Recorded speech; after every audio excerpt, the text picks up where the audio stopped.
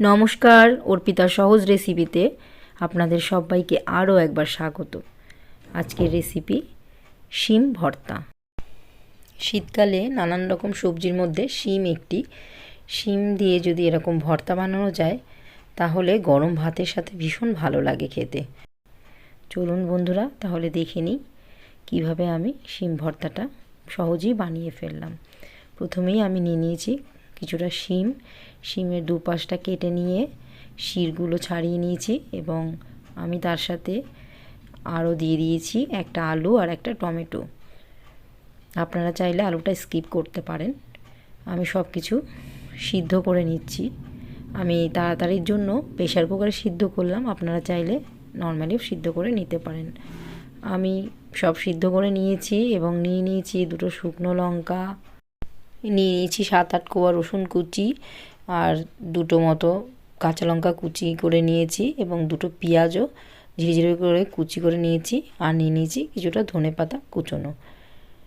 এবারে আমি পরিমাণ মতো লবণ দিয়ে, আর এদিকে দেখুন টমেটোর যে ওপরের খোসাটা ওটা আমি কিন্তু ছাড়িয়ে নিয়েছি, আর শুকনো লঙ্কা আর পরিমাণ মতো লবণ দিয়ে আলু, টমেটো এবং শিমগুলো খুব ভালো করে মেখে নেব।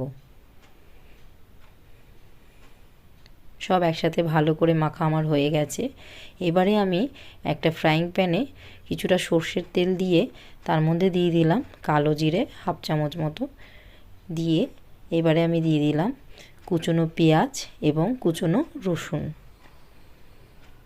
পেঁয়াজ রসুনটা ভালো করে আমি ভেজে নেব।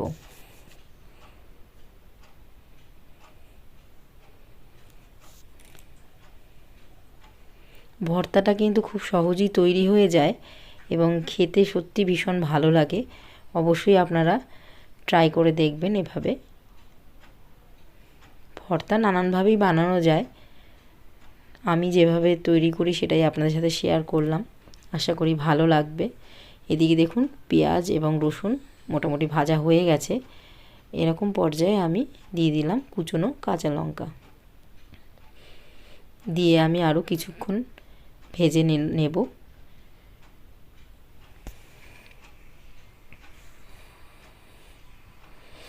ভালো করে ভাজা হয়ে গেলে তার মধ্যে আমি দিয়ে দেব মেখে রাখা শিমের মিশ্রণটা, দিয়ে ভালো করে মিশিয়ে নেব।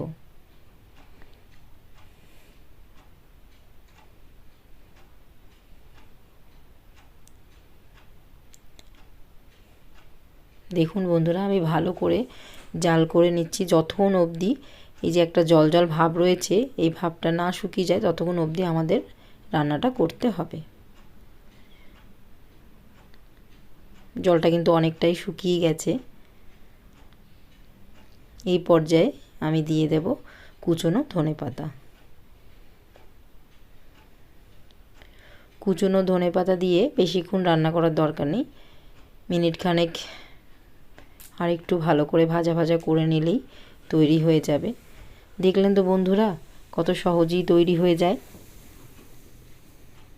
কিন্তু খেতে কিন্তু অসাধারণ লাগে। এই পর্যায়ে আমি দিয়ে দেবো একটু সর্ষের তেল।